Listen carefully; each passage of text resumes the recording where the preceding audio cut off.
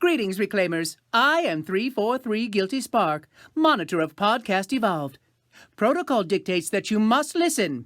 Come. We have a wealth of knowledge to share with you, and you don't want to make my blue eye red. Do you, Reclaimers?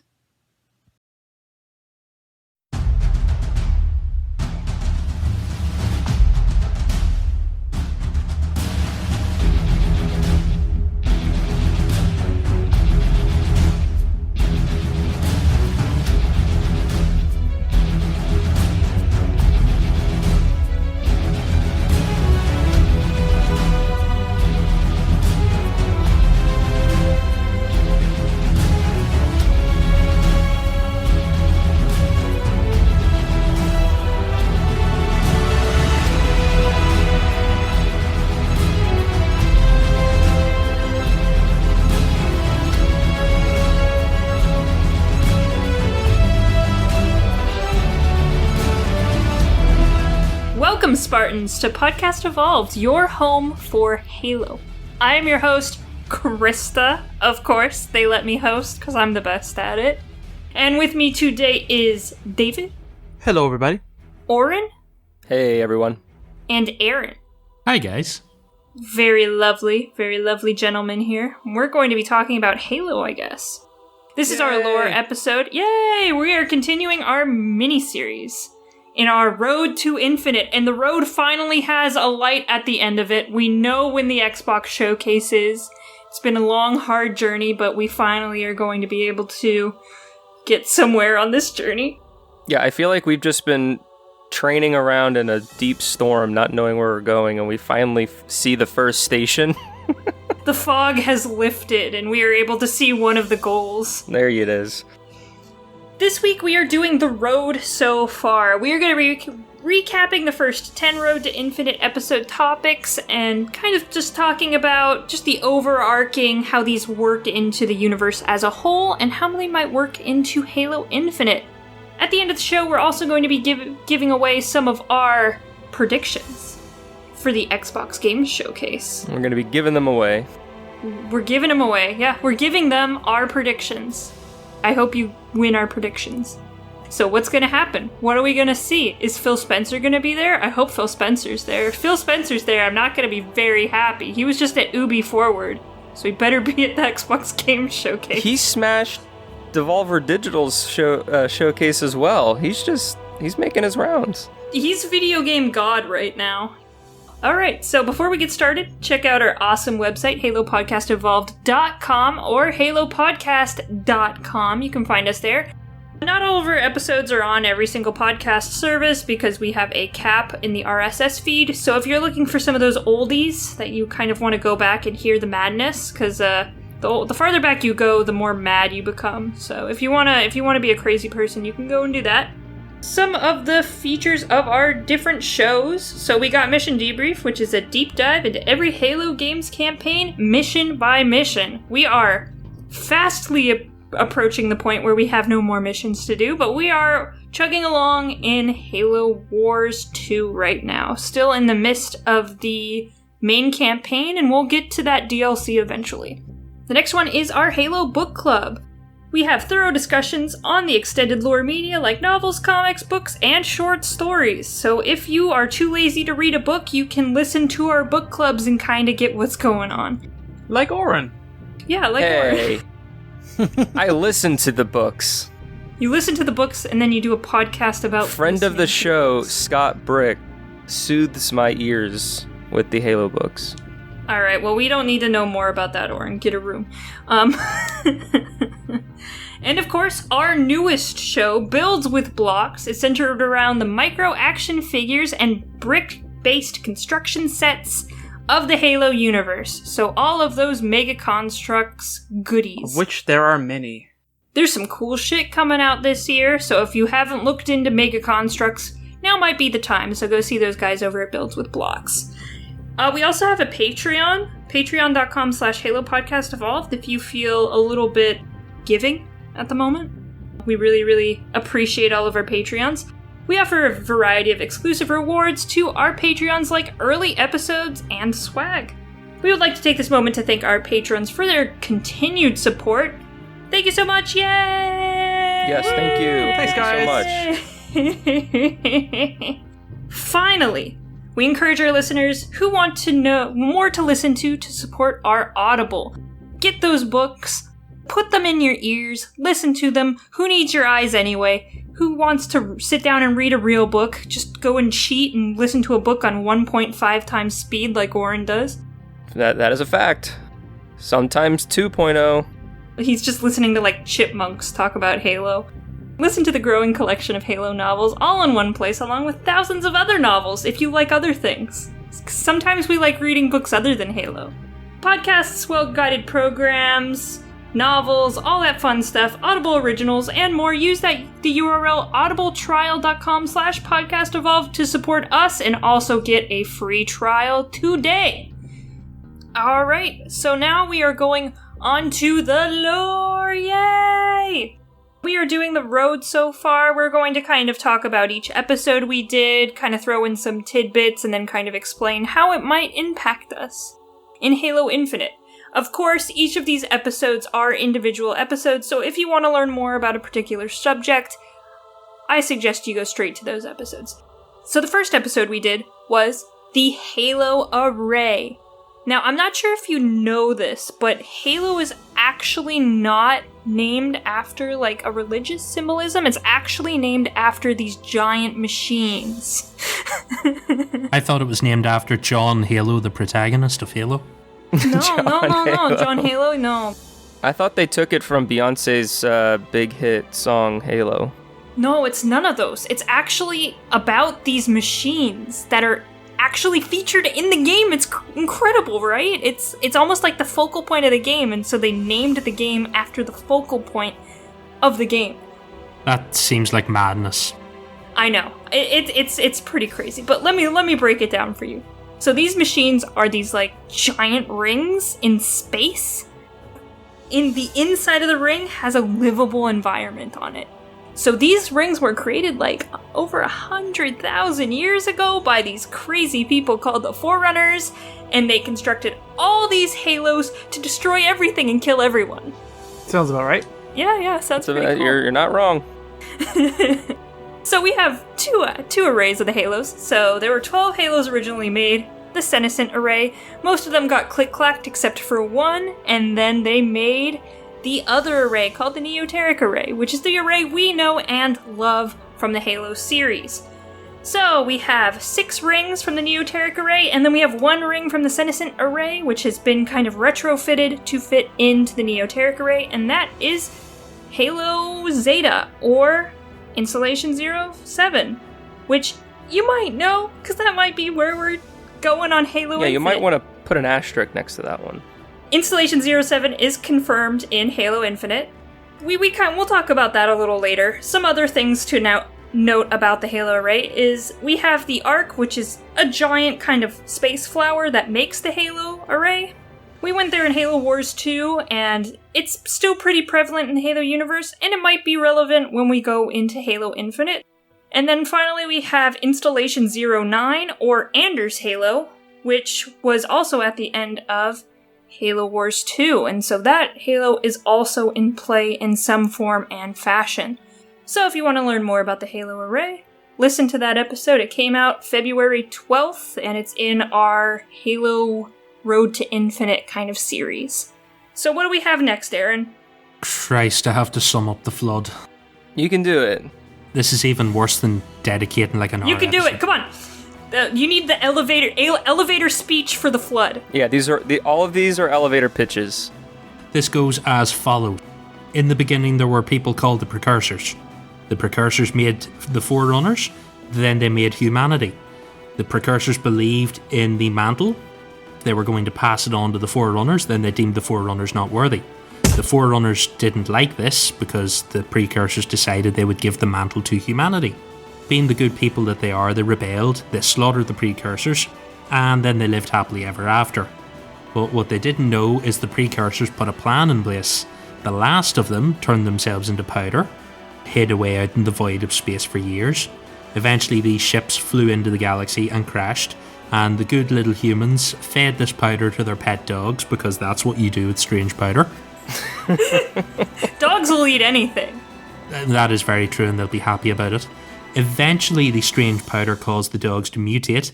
The mutated dogs feasted on other dogs, then the mutated dogs' owners feasted on the dogs, and a whole lot of horrible shit went down for a while until the flood formed.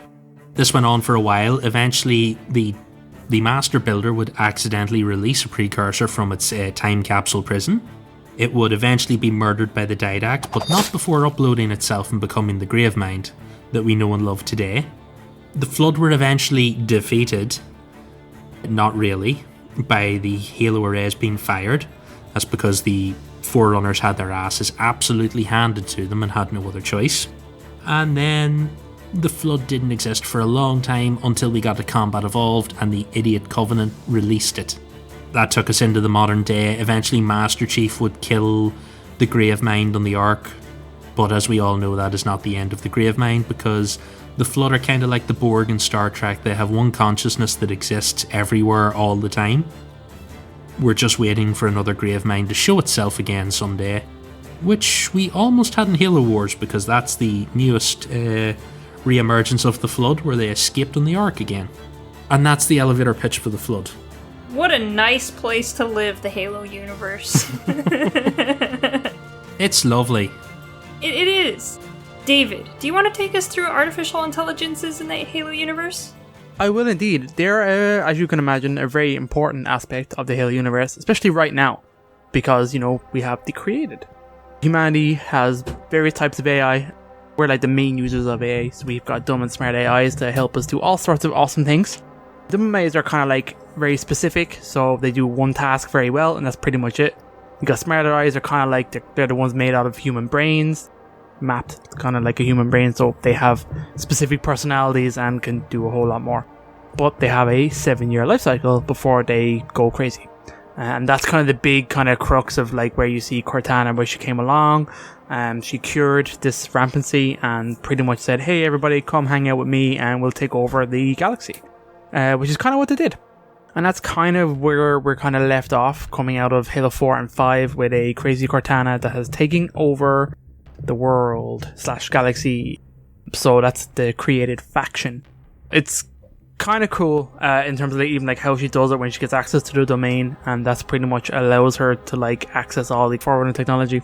It kind of leads her, she takes over the mantle of responsibility by force and pretty much has become the new kind of Forerunners, galaxy-wide police, as where she's installed herself.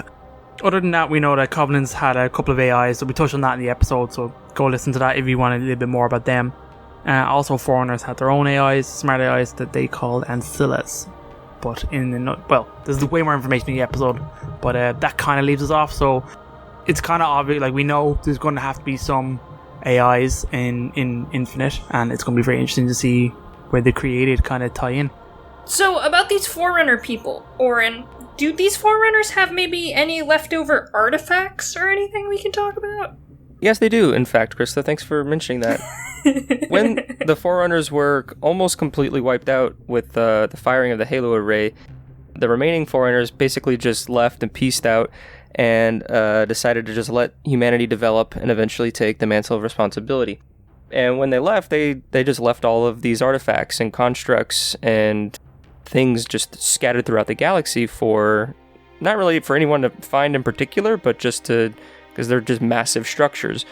The Sang-Shayun and even the Sangheili discovered a lot of these artifacts, and they built a lot of sort of religious beliefs around them that eventually led to the Sang-Shayun creating the Covenant, and then going around the galaxy finding other species to join, eventually bringing over the Sangheili and the Geolhani, and having the Covenant that we know in the kind of modern sense, where they go seek out these artifacts and use their properties to go on what they call the Great Journey, which of course we know as firing the Halo array and destroying all life in the galaxy. They believe that it's more of reaching enlightenment and following the Forerunners into the next stage of life.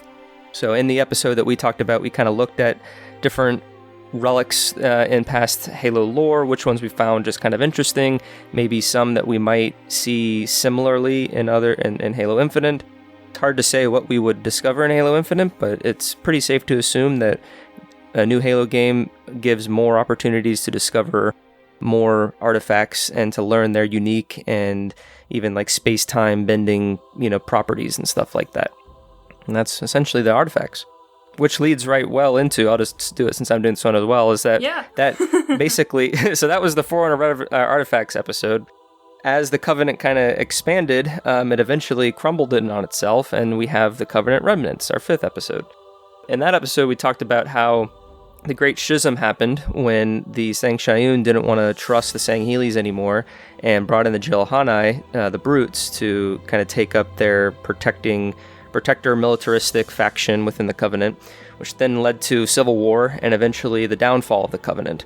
And with that, we have a few different types of factions that have splintered off that are ex-Covenant forces. And so we talked about, in pretty good detail, of 5 different factions. We talked about the Swords of Sanghelios, which are pretty present in Halo 5. They're just an ancient organization with Sangheili culture led by the Arbiter. They're basically peacekeepers. They're good guys in the good guy versus bad guy sort of dichotomy. We have the Servants of Abiding Truth, which are, again, another ancient Sangheili religious organization, kind of created around the same time as the Covenant, but then eventually joined the Covenant a little bit to kind of help fight against humanity because they didn't like that. But then after the Covenant fell apart, they kind of went back to their old ways, and they're kind of sort of bad guys. They believe in just overall supremacy. And the last that we kind of saw them was on Onyx in 2558, and kind of the conflicts of them trying to overtake the UNSC's presence on Onyx. We talked about the Julian Dama's Covenant, which he kind of takes what's ever left of the Covenant to try to continue going on it with kind of holding himself as a prophet-like individual. But unfortunately, Fireteam Osiris kind of kills Julian Dama, and the Swords of Sanghelios kill what is believed to be pretty much the rest of that Covenant in Halo 5. So they're basically gone. There is another individual that does live on. His name is another Sangheili, Salih Nyon, and he could be out there somewhere in the galaxy, but his forces are very, very small. We have a brute faction called the Keepers of the One Freedom, another religious cult who are not unlike the Covenant. They do still believe in the Great Journey, but kind of have some other religious motivations, and they're also looking for more Covenant or more Forerunner artifacts. But they greatly dislike the UNSC, but they do align themselves with like human insurrectionists, so they're a little bit more fluid in terms of their alliances. And then, of course, the big faction that we talked about that's more relevant now in context is the Banished, that we do know is confirmed for Halo Infinite. We will more than likely do a deeper dive, but we do talk about sort of the origins of the Banished, who Atriox is, what their capabilities are, and kind of what they do in Halo Wars 2. And I'm sure we also touch on the Banished in our mission debrief episode, since we are talking about Halo Wars 2 right now. And the last that we saw the Banished were on the Ark, and presumably they get to Installation 07 somehow. Well, I guess we'll find that out later. Very soon. Hopefully. Aaron, can you run us through the Mantle of Responsibility? How the fuck did I get all the giant ones? It's not that bad. No, it's slightly shorter. It's just a philosophy. I don't know how much shorter that is. I vaguely mentioned it earlier. The Mantle of Responsibility is a belief that comes from the Precursors.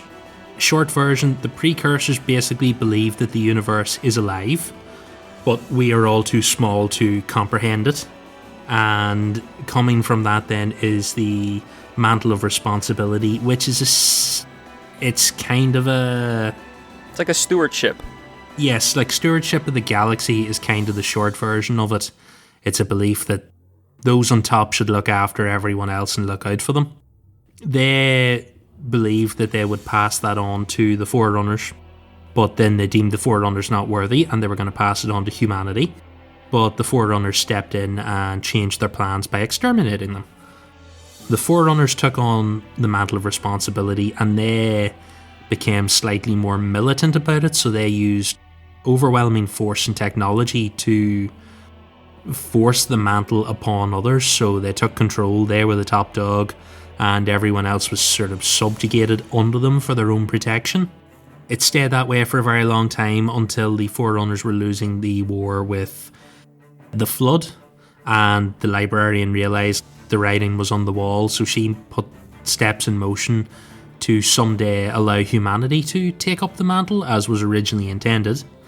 But all those plans kind of had a spanner thrown in the works when Cortana accidentally fell into the domain, and she went a bit crazy. And she now is going for a full-on, even more Forerunner-y, concentrated Forerunner mantle. She's just locking everyone down and taking full control because she believes that the created are the best people to hold the mantle as they're better than humanity. That kind of brings us where we are now in the current age, where the created are enforcing the mantle through the Guardians and technology. And I'd assume we're going to have to resist it again and then take the mantle back and beat the shit out of the created. How fun. By the way, because it's mentioned in these notes here, we must have covered it before. The domain is basically it's the cloud. It's quantum information storage that exists throughout the galaxy at least. Fun fact, the server farm for that is located on the Forerunner capital world Mithrilian. It was badly damaged when the Halo arrays fired, but it has since been repaired and opened thanks to Cortana and the rather useless Warden Eternal. Guardian of the domain, but he was useless. So that's basically where we are now when it comes to the Mantle of Responsibility. It's not a physical thing, but if it was, Cortana has it, and Master Chief's going to have to prize it from her cold, deprogrammed fingers. So the next episode we talked about monitors, and I'm going to talk about this because I like the monitors. So the monitors are basically advanced Forerunner AI that are custodians to each Halo array and or custodians to a large Forerunner facility.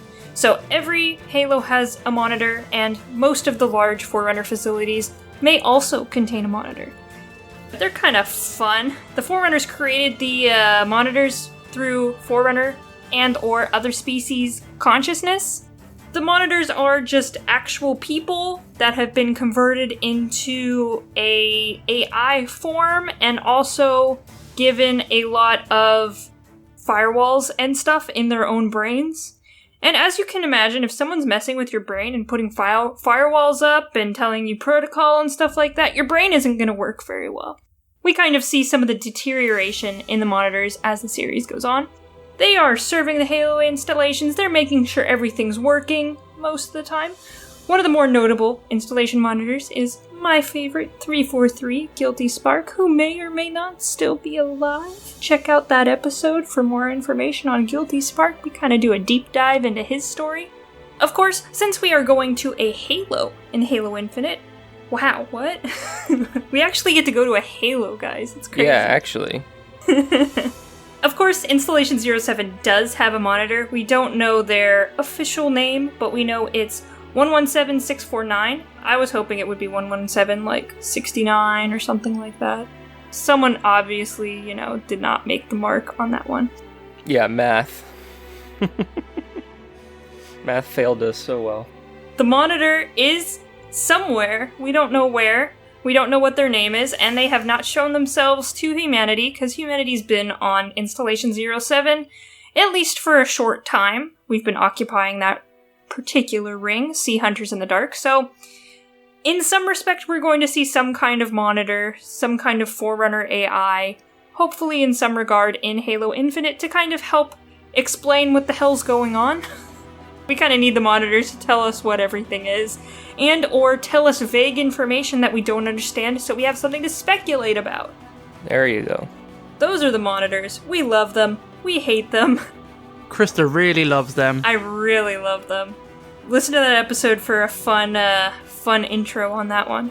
Since we're talking about Installation 07, David, can you talk to us about this very, very special installation? Yeah, 07 is... It's weird, and I remember when we were looking up this episode, or for this episode, how do you do a whole episode on one specific ring? But this one has a crazy-ass history, just by its very nature of, all the things that's happened to it. So it was one of the original senescent array Halos, so it was massive originally, 3 times the size, I think, of, the original Halo rings. It's mental, or they are the original Halo rings. Ancient humanity lived on this ring and were kind of left mostly alone until a certain somebody came and digitized their ass. Okay, I guess like the Master Builder also kind of was doing all like crazy experiments on humans, and because they were convinced that we had the cure for the flood and couldn't figure out how. The Forerunner Flood War kind of consumed the galaxy, and the installation was reduced in its size, and then the array was fired, killing all life on the ring, so no more human. And then in 2555, scientist Dr. Luther Mann discovered Installation 07 and only launched a Zeta research project to learn more about the ring, which is really interesting because we think this is the ring at the end of Halo 5. It's kind of like hinted at. It's most likely the ring that you're going to see in Halo Infinite. That's kind of where the exciting part comes from, of like, this is this ring that had like ancient human civilizations on it. They had cities and everything there, which is kind of crazy. I hope we get to see some of that. If some of that survived, like the ring downsizing and all that kind of stuff. I think that'd be pretty cool. That's kind of it, really. I mean, go listen to the episode. Like we said, about all these things, there's lots more information to know.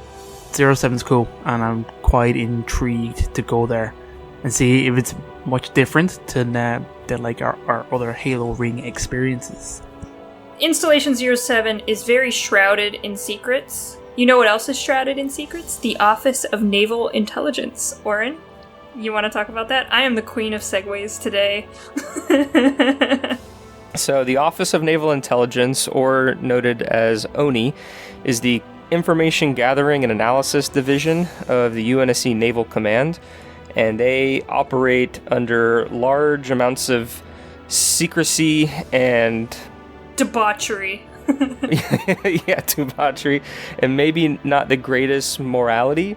They're otherwise out for the greater good in terms of the UNSC and humanity as a whole. ONI's been present in many stages of the modern sort of conflicts that have been going on across all the games and the books. There are 4 different sections that operate within, and each section has their own goals and agendas and motivations that we kind of dive into, but essentially we have like internal affairs, espionage, propaganda, as well as the top secret projects like the Mjolnir Project and the Spartan Initiatives and all that. It was formerly led by Margaret Parangoski, who now is under the command of Saren Osman, her pupil.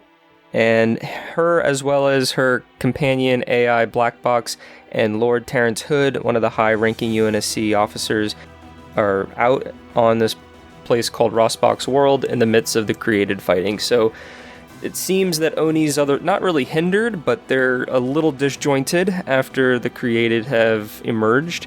But we can expect them to still have sort of black ops and initiatives and kind of secret happenings, not only for themselves to kind of keep a hold on everything, but we are thinking that we'll kind of see more of that for humanity to utilize against the AIs and the created, because we've had a lot of trust in our AIs, but now that created are a threat, I can see humanity utilizing some Oni tactics and a little bit more transparency between Oni and humanity to combat this now common threat known as the created. And like Chris the Segway, we do know that they have a presence on Installation 07 with the research project, and so there might be a remnants of that. There might be some other officers and individuals there that we can encounter, and there could be more mysteries to that will unfold.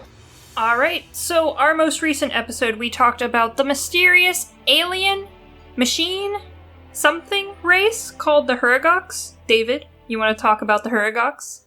So these are the engineers, commonly referred to as the engineers in the Halo universe. They're these amazing creatures that Bungie kind of created, and 343 use them in any way that you can imagine just to fix any and all problems. They're the easy way out in terms of we need something to happen. These guys just do it. They can build and deconstruct everything. They're like living computers. They like self-replicate. They can make more of themselves. They have a kind of sentience about them. They're not natural biological species. They're an artificial life form that the Forerunners created. They do like nanocellular technology to help maintain Forerunners technology. That's the reason why it lasts so long. They are like key. These guys are like key things to have. Oni always wanted them. Humanity really need them. We're benefiting huge from them. They pop up in different kind of stories in different kind of interesting ways. We have a unique one. We have a life worker Hurugok that is like designed to repair and maintain biological life forms. So that's really awesome. Maybe they'll bring back George. Who knows? I mean, they can do almost anything. I'm not sure they can raise the dead.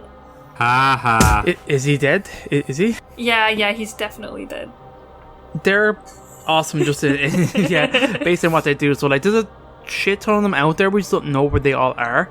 Because especially after the Great Schism, a lot of them just got robbed by people and got like taken away and stuff. So there's plenty more out there.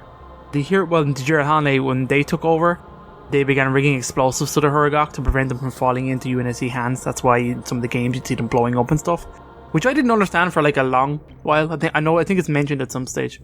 That's why they blow up, which is really like horrible. Makes you feel bad after more you know about them. Oh yeah, I can't kill engineers anymore. There are certain situations where you gotta kill. Yeah, if you want those sweet achievements. Yeah, you want those chivos. Post-war, the Hurugok include, the Swords of Concilios will have them. Humanity has some. The Banished still have some. They are utilized for everything, obviously. So for building and like a Hurugok made the original Brute Chopper, which is kind of interesting. So those kind of things you're going to see cropping up, and they're still as important as before. We probably will see them in Halo Infinite, I think. Maybe one or two, because it makes sense.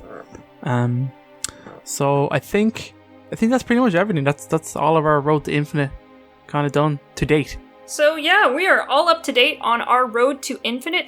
Thank you all for joining. You can find every episode of all of our shows on our website, halopodcastevolved.com.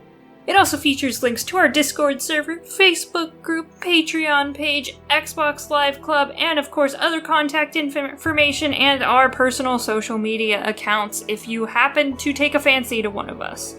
If you have any burning questions or just want to leave us a voicemail, you can. Talk about this episode, a previous episode, or anything Halo related. Please keep it Halo related. We don't want to know about the weather. You can give us a call at 205-EVOLVED. That's 205-386-5833. And with that, I have been your host, Krista. And until next time, evolved. Evolve! Evolved.